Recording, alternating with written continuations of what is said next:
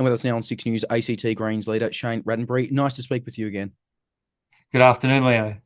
So this bill, which is set to enshrine housing as a human right in the ACT, which is passing through Parliament today, what does it actually practically do for housing? What difference will it make to the entire housing discussion, debate, the issue itself? Well, for too long in Australia, housing has been commodified. It's been seen as a pathway for investment and wealth growth rather than the basic need that it is, which is for everybody to have safe, secure, affordable housing. That has happened over decades now. And putting housing in as a human right into the ACT's Human Rights Act is about saying it is a basic need that everybody has. At a practical level, it will put obligations on the ACT government and its agencies to ensure that housing is considered as a human right. It will give people the power to litigate against the government if they feel their human rights are being breached. And it will give the Human Rights Commission greater ability to influence a range of decisions and get involved in disputes. We understand this is an Australian first, which is a significant thing. I know the Greens, nationwide have been calling for housing to be a human right, pretty much in every jurisdiction. You're hoping this leads to action elsewhere. I know that the process for some of this is, different to the ACT, but you're hoping this would push for further action regarding, in relation to actually making it a human right, actually establishing that around the country. I'd certainly hope so. I think when jurisdictions look at others who've already done it, the precedent is there. They see that it's possible. You can see the impact that it has. And so, yes, I would hope this would amplify beyond the ACT. For ACT housing, I guess, Canberra better than I do. What kind of housing trouble have we seen, I guess, in recent years that has kind of made this more of a necessity? We hear about the housing crisis Australia-wide. Certainly, as a young person, I can attest to not wanting to get into the housing market soon. But in the ACT specifically, why has this been really needed for the residents of Canberra? Look, the ACT, like the rest of the nation, is in a housing crisis. We see very high rents. Housing prices have gone up dramatically.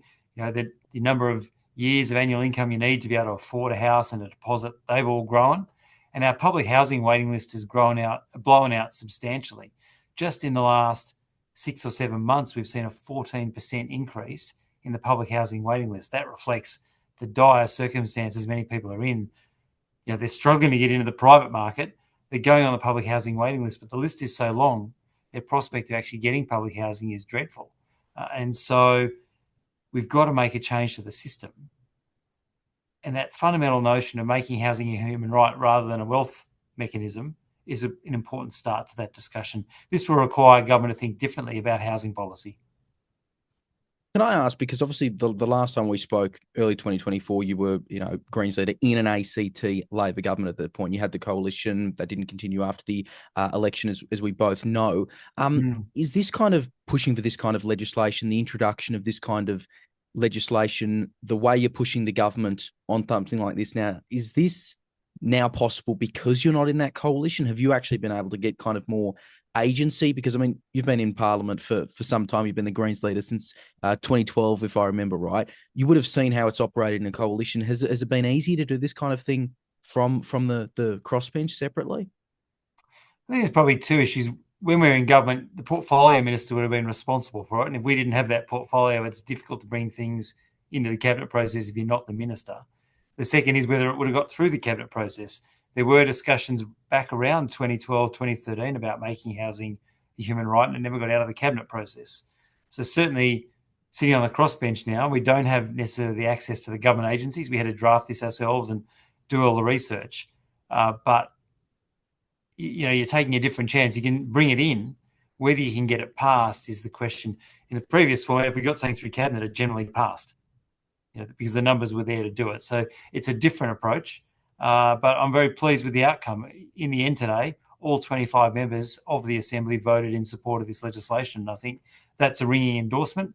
I'm really pleased. It's a real victory for the community sector folks who've advocated for this for so long. For decades now, key organisations in the Territory and around the country have been calling for housing to be a human right. I was talking to one advocate today who said 20 years ago she walked into the Council of Social Service office here and there was a poster on the wall saying for a campaign to make housing a human right. That was back in the early 2000s. To now be at 2025 and only just getting this through Parliament shows it has been a long, hard road, but I want to really acknowledge all those community advocates who've stuck by this campaign. Shane Rattenbury, always nice to chat. Thanks for your time. Thanks, Leo.